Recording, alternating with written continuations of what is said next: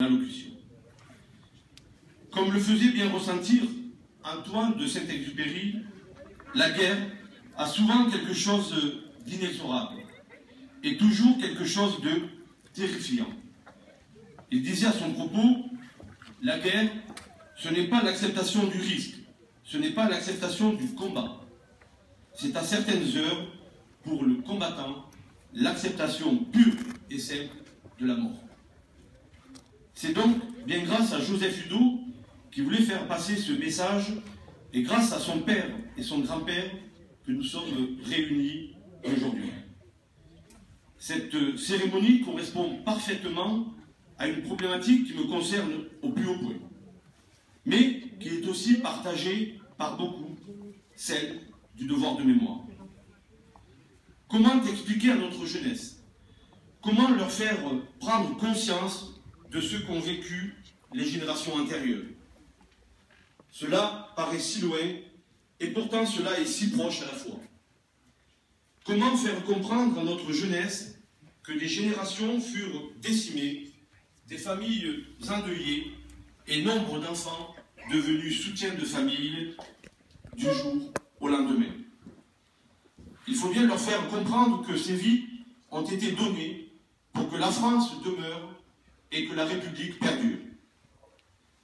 Quel que soit le lieu, quel que soit le moment de notre histoire, ce don est sacré. Et il mérite le même hommage, la même reconnaissance, la même ferveur. La mort au service de la France ne fait pas de différence. Le champ d'honneur est de toutes les guerres et de tous les conflits qui ont impliqué notre pays et qui, malheureusement, continuent de l'impliquer.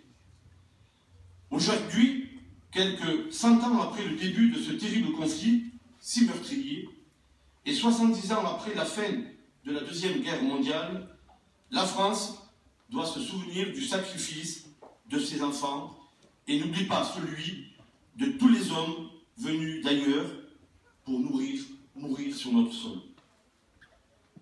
De nos jours, la réflexion est souvent la même. Quel héritage allons-nous léguer à nos enfants? Est-ce l'avenir que nous souhaitons pour notre jeunesse? À cette époque, en temps de guerre, combattre pour ses enfants, ce terme devait être pris au sens propre.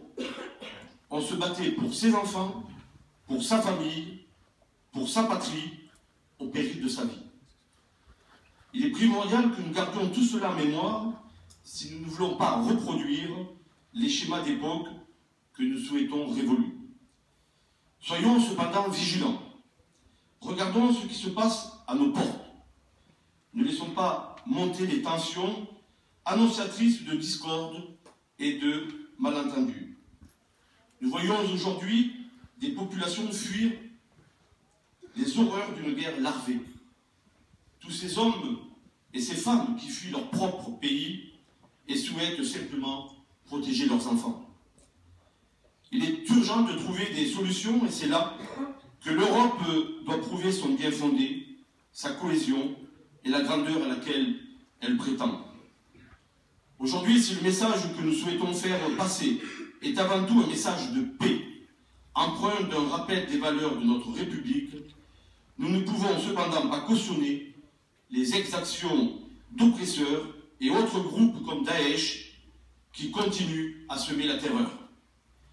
C'est donc en préservant le souvenir de tous ces hommes qui se sont autrefois sacrifiés que nous réagirons. L'oubli est notre pire ennemi. Je suis sûr que tous ici présents conviendront de cet état de fait.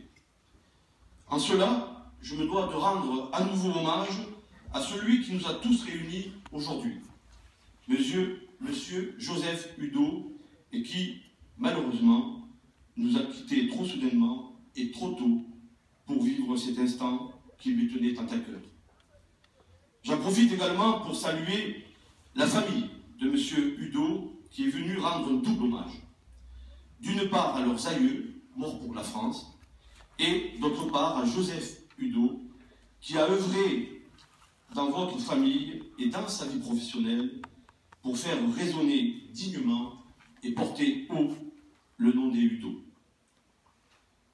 Déjà dans le passé, la commune de Voves, mes prédécesseurs, avaient honoré la mémoire de Joseph Udo, notamment par la création de la cité Joseph Udo.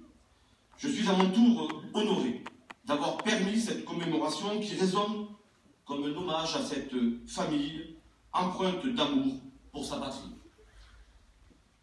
Enfin, je tenais à préciser que dans ces circonstances difficiles, malgré la tragique disparition de Joseph Udo, je salue la volonté du capitaine de vaisseau Bertrand Udo, son fils, d'avoir bien voulu maintenir cette commémoration. Merci mon commandant. Finalement, je vous encourage à parcourir la superbe exposition prêtée par l'Office national des anciens combattants et victimes de guerre sur la Grande Guerre, et je tiens en particulier à remercier monsieur le directeur, monsieur Colson, pour sa présence, preuve de sa fidélité et de son amitié. Je tiens également à remercier tous les participants à cette commémoration, les anciens combattants, les sapeurs-pompiers, les jeunes sapeurs-pompiers, la police municipale, l'ensemble des services municipaux.